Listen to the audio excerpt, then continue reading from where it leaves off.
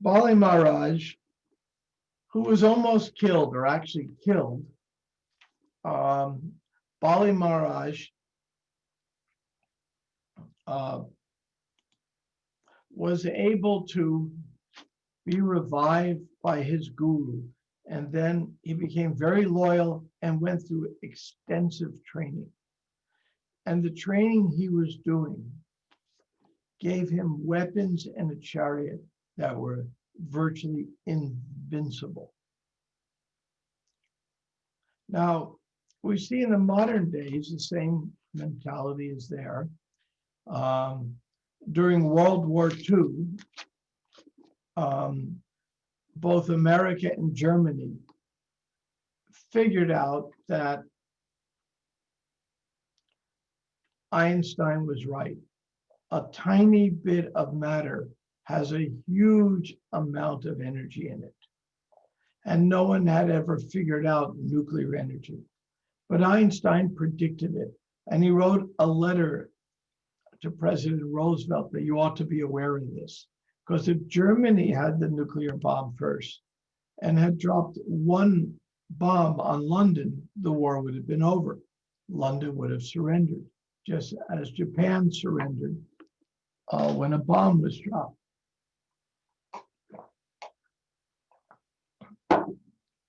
I had a professor of mine. I went back to graduate school for some courses about a dozen years ago. And I had this very old professor of mine. He was a captain in the Air Force based in the Pacific. And he would pick bombing sites for the American bombers who were bombing Japan at that time. And the general, Germany had surrendered. The Japanese, huge amount of lives were lost just to get an island like Okinawa or Iwo Jima. Huge amount of American soldiers were lost because the Japanese fought till the last man died. And they're ferocious fighters, and because they were so loyal to the emperor. So what happened? The Americans realized it would take another year of war. This was in August of 1945. It would take another year to invade and defeat the Japanese.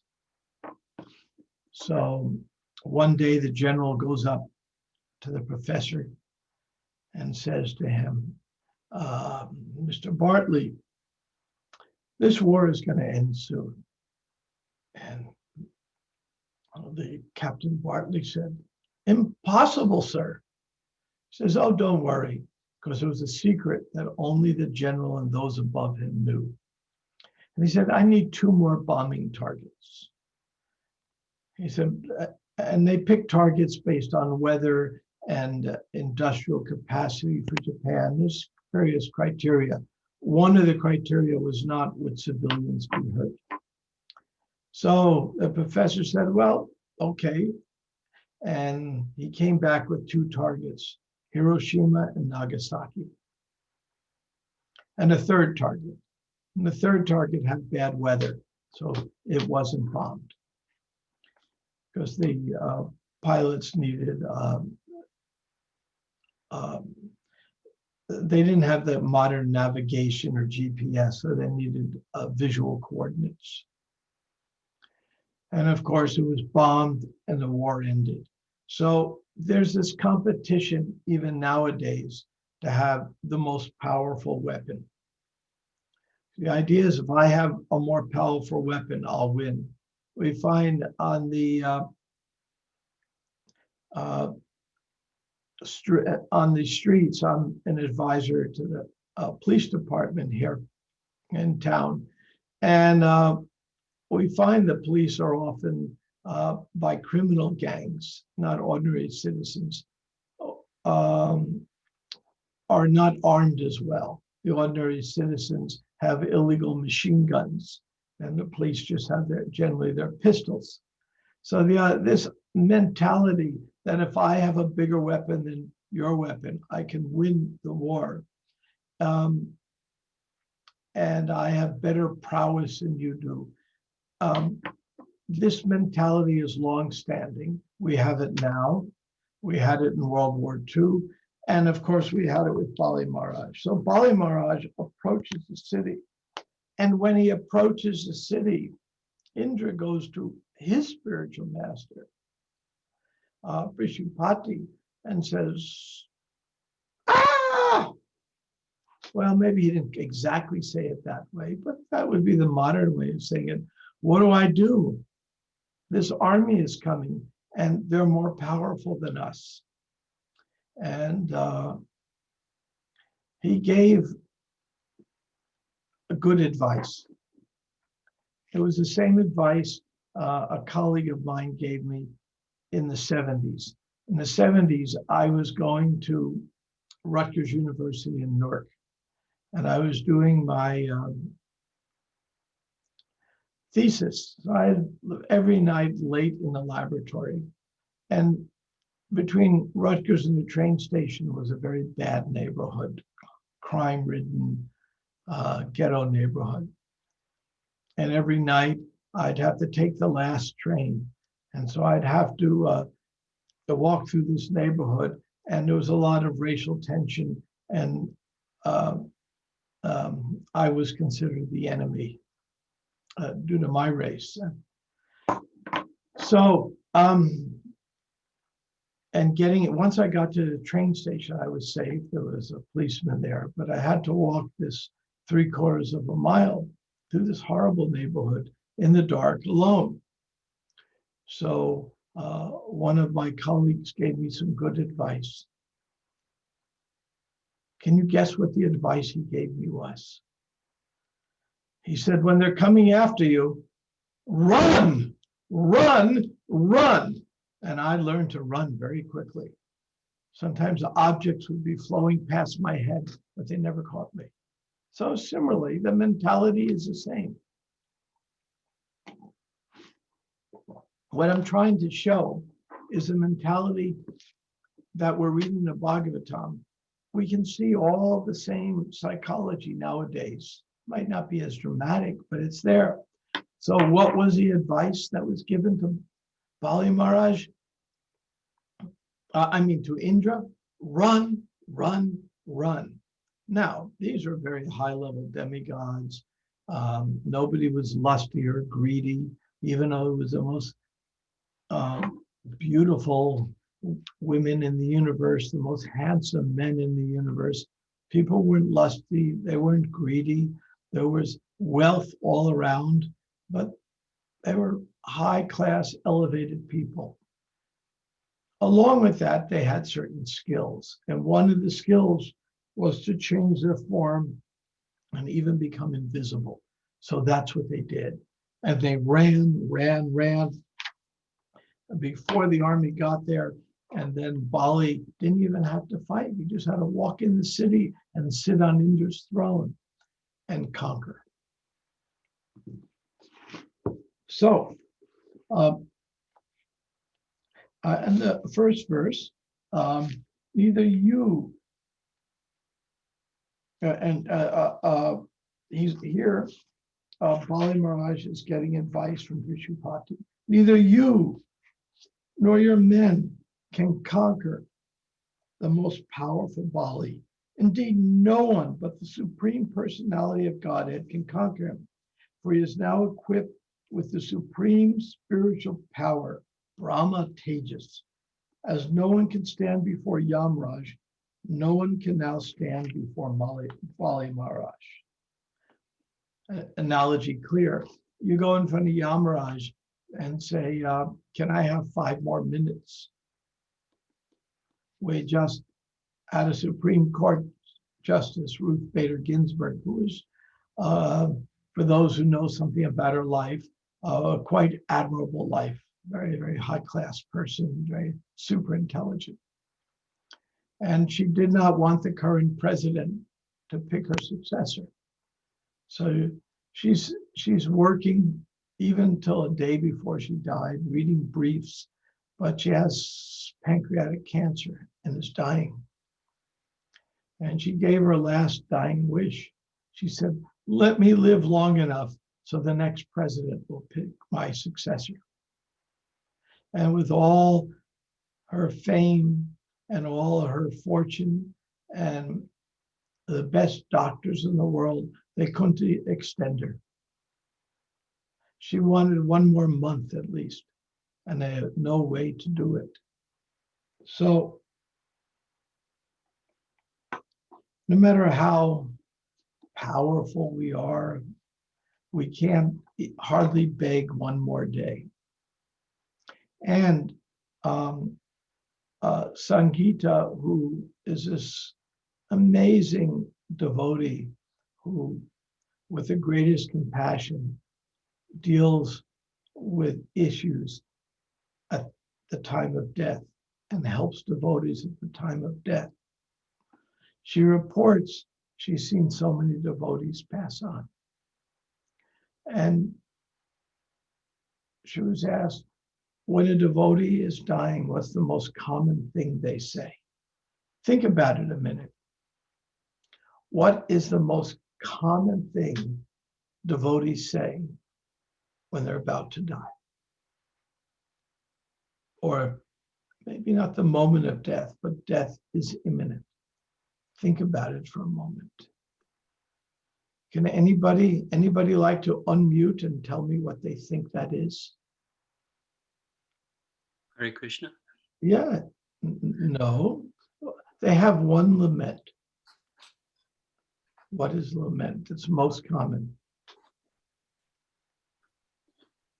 The most common lament devotees have when they're near death. Same one I'll have. Srila Prabhupada asked his godbrothers to forgive his offenses. Many devotees do that. But that is not what she reports. Yeah, somebody writes, I wish I'd remembered Krishna more. That's pretty close. The specific lament is just very similar to that. Yamuna Jaya has commented, very similar. Specific lament is, wish I hadn't wasted so much time on frivolous activities. Wish I'd been, in other words, wish I'd had a better sadhana. Wish I had focused more on Krishna and not so much on watching this movie or talking this gibberish or whatever. That's the biggest lament. So back to the story here. Now, Vishupati then tells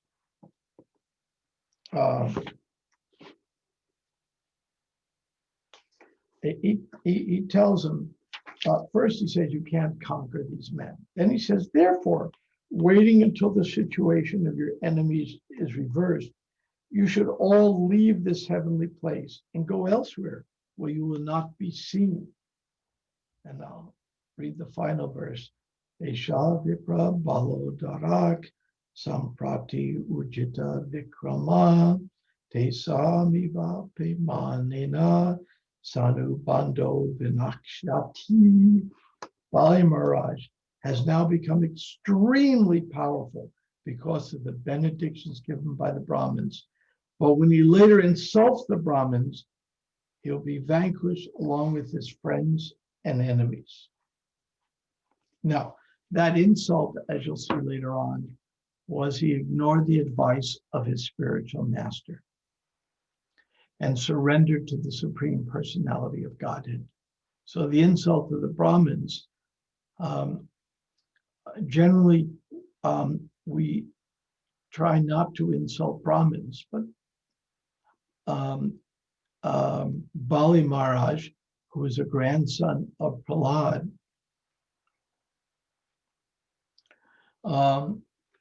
ignored the orders of his guru and surrendered to Vamandev. And that will come 2 chapters later. So, what are we trying to learn here? I'm going to read another verse or two because they're quite relevant.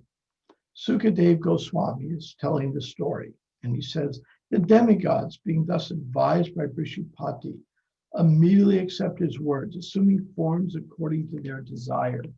They can do that. They left the heavenly kingdom and scattered without being observed by the demons. When the demigods had disappeared, Bali Maharaj, the son of Virochan, entered the heavenly kingdom, and from there he brought the three worlds under his control. The Brahmin descendants of Brigu, who had blessed Bali Maharaj, being very pleased with their disciple, who had conquered the entire universe, now engaged in performing 100 Ashvamedha sacrifices. So, because of the flavor of the Brahmins, the great soul Bali, thinking himself very satisfied, became very opulent and prosperous and began to enjoy the kingdom. Now, this raises some interesting questions. At least it raises it for me. And first question that comes to my mind is, gosh, it's really dangerous to insult Brahmins. Because here we read that Bali insulted Brahmins and lost everything. And because of the favor of the Brahmins, Bali got everything. So what does that mean in our practical life that we don't insult Brahmins? And you notice later on, Sukadev Goswami is saying Bali did insult Brahmins. So in our lives, when should we be insulting Brahmins and when should we not be insulting Brahmins? That is an interesting question. So I work for the GBC Executive Committee. They assign me difficult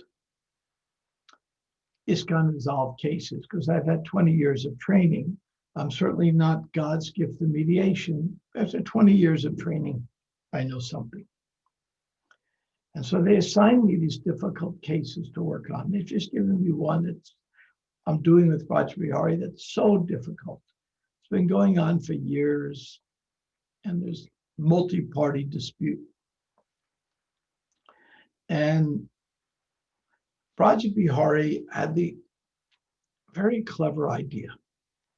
He said, let us call up senior devotees who were present when Prabhupada was present and ask them this question. When you have circumstances similar to what we're dealing with, accusations of misappropriation of money, things like this, how did Prabhupada deal with it? So we've called up a half a dozen devotees who were intimately involved with Prabhupada and asked this question. And we find the answers very interesting.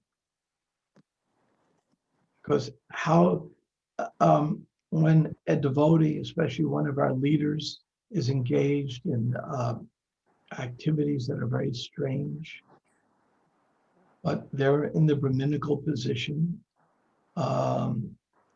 being a spiritual guide for a community, yet they're having their own difficulties. How did Prabhupada deal with it? Well,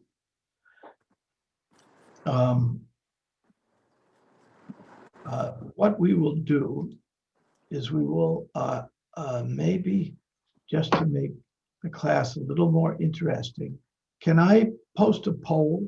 Am I allowed to do that?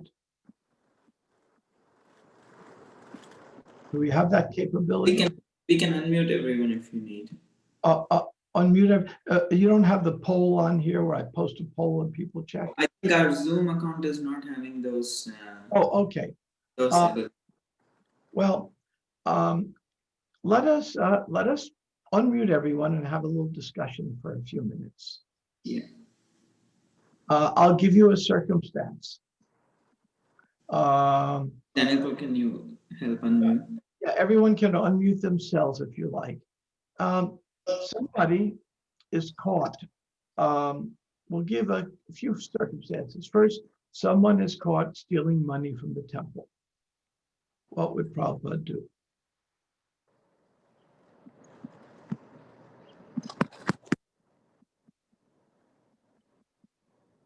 Would he get him arrested? Would he just look the other way? What would Prabhupada do? Close that door, please.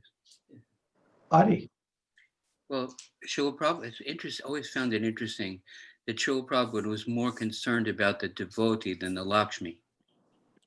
And he would offer information to that devotee. If you do this,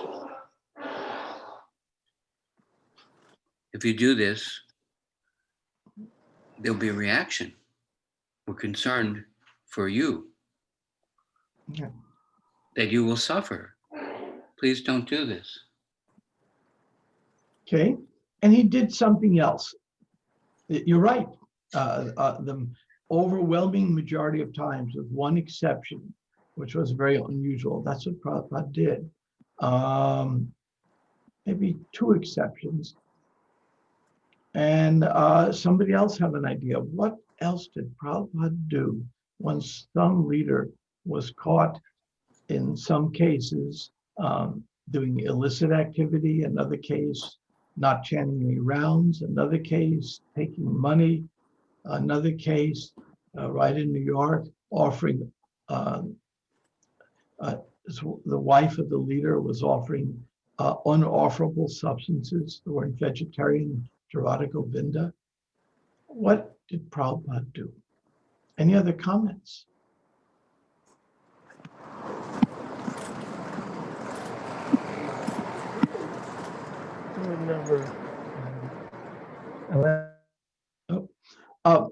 When just think, and there's no wrong answer, and you can type it or you can unmute.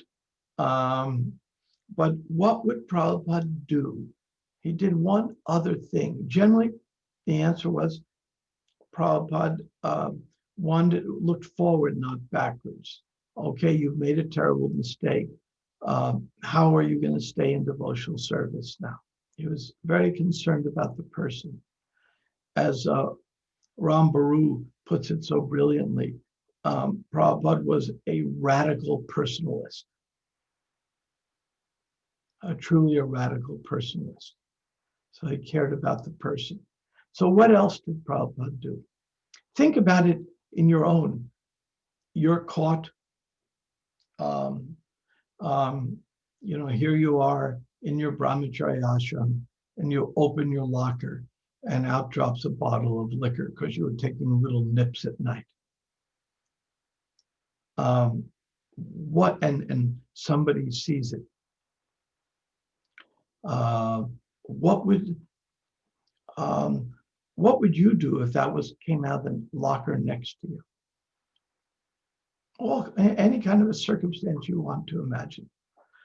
Yamuna Jaya says, did he question himself, asking what more could he have done to help guide this devotee? Generally not. That's a good way to put it. I also thought like that. But Prabhupada was always guiding the devotees, and devotees still have their independent choice. And every one of us is capable every day of making wrong choices. Because if we're not capable of making wrong choices, we don't have freedom. If we don't have freedom, we can't choose. And if we can't choose, there's no love without choice. So we all have that freedom to be stupid. Okay, so what else did Prabhupada do? Think for a moment. He did something else. I'll give a hint. He did something else for that devotee. And he did this almost every time, except one time. And I can tell that story. Hare Krishna. Yes. Prabhupada would take this devotee to travel with him a little bit. Sometimes he would do it. Let's assume it was a devotee already traveling with Prabhupada, which had happened. But that's a good answer. Very, very good. He would take the devotee and say, just stay with me. And he did that a lot. That's a very good answer. Now let me And I go have on. another thought, Prabhu, if I may. Oh, please. Prabhupada would never allow other devotees to go public with this and shame the devotee and discuss this and judge. He would prohibit that. That's another thing I thought. Exactly the answer I was looking for. Well done. Well done. Exactly the answer. Prabhupada would generally try to preserve that devotee's dignity. When one time Prabhupada was, I believe it was Denver, and he walked past the ashram, and one sannyasi was having some spiritual troubles. And Prabhupada heard the brahmacharis gossiping, and he was so furious because he said, now he can't come back. What verse in the Gita talks about this? Apichet sudaracharo bhajite mamananyabak sadureva samantavya somya vyavasito, hisa. Even if one commits. Yeah, even if one commits some most abominable activities. That verse talks about the attitude, but it doesn't talk about the specific issue you brought up about preserving dignity. There's another verse that talks about that. And you're right. That verse you quoted, Pichetsu Dachro, is extremely relevant. But there's another verse that's even more specific. Is that about the speech, Prabhu, nature of speech? The nature of speech is there, but there's in the early part of the Gita, I don't remember the verse number. Prabhupada says, or the Gita's Krishna says, for one who has been honored, dishonored, he's speaking to Arjuna, chastising, is worse than death, especially if one's a very big leader. So as Ananda Bihari said, Prabhupada would try to preserve the dignity of the devotee. And he did his best to do that. Now, there was one time Prabhupada did differently. Prabhupada had a Sanskrit secretary. And the Sanskrit secretary knew Sanskrit and Bengali. Smart American fellow. He had learned the languages, difficult in such a short time. So a very smart fellow, especially somebody not from India, familiar with the native languages. And he was Prabhupada's Sanskrit secretary. And Prabhupada came to know he was looking at books he shouldn't look at. So Prabhupada told him, don't read these books. They're very, very nasty books. And these were books by critics of Bhakti Siddhanta Saraswati. There was those so-called Vaishnavas who were like caste Brahmins, and they criticized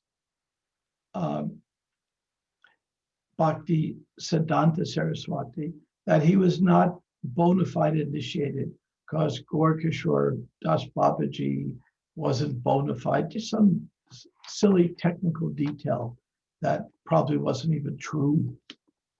But when people are envious, they'll do the stupidest things.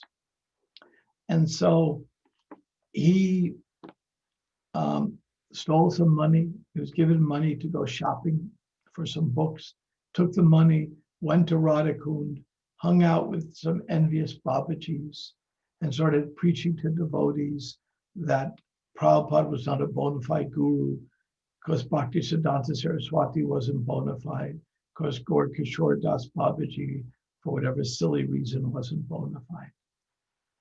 So in this case, Prabhupada did something he only did once that I could research. He sent out a letter to the temples. So-and-so has become an envious snake, a black snake. Avoid his association. Because remember, the movement was so young. You know, devotees were, the average age was probably 21. Very impressionable. And when you have somebody who's the intimate secretary of Prabhupada coming out blaspheming, it can be very damaging. So Prabhupada warned the devotees. In that case, Prabhupada took the extraordinary effort to protect the devotees. And sometimes leaders have to take extraordinary efforts.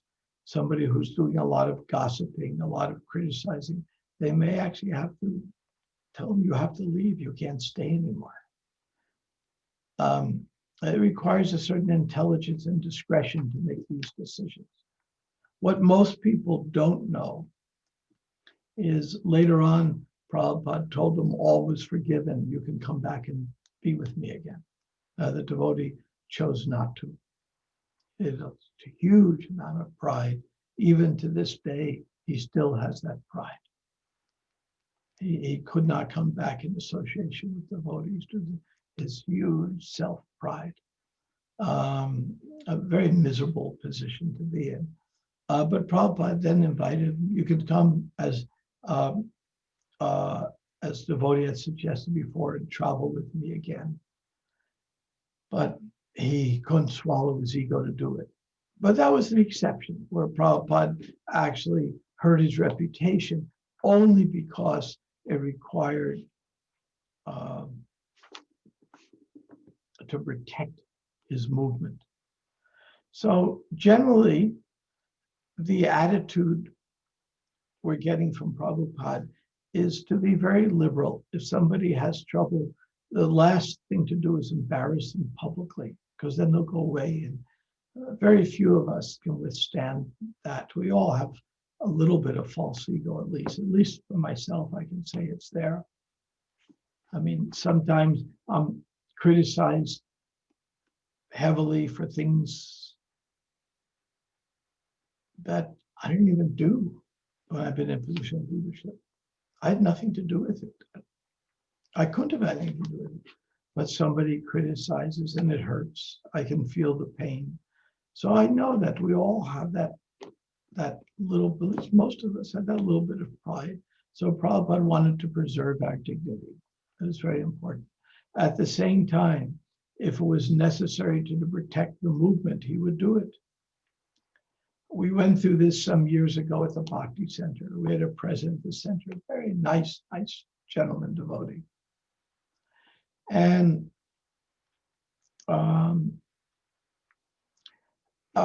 he was very good with numbers, not so good with people.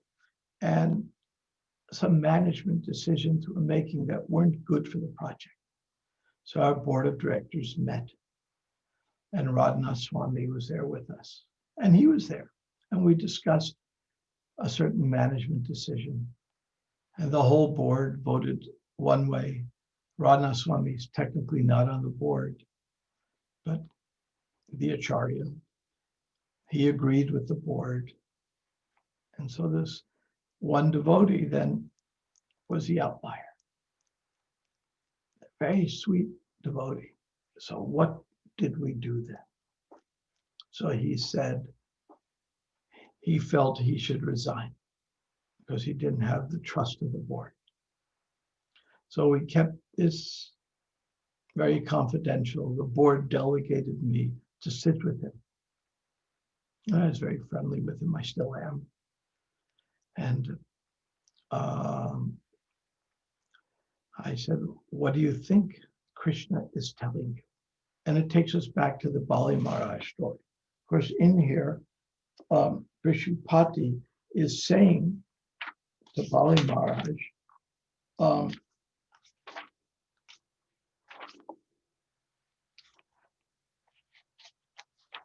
previous verse,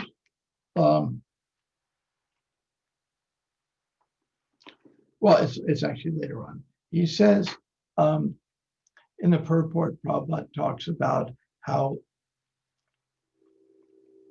the only thing the demigods could do at this point is depend on Krishna. And they prayed and prayed. And an incarnation, the dwarf incarnation, Vamandev came.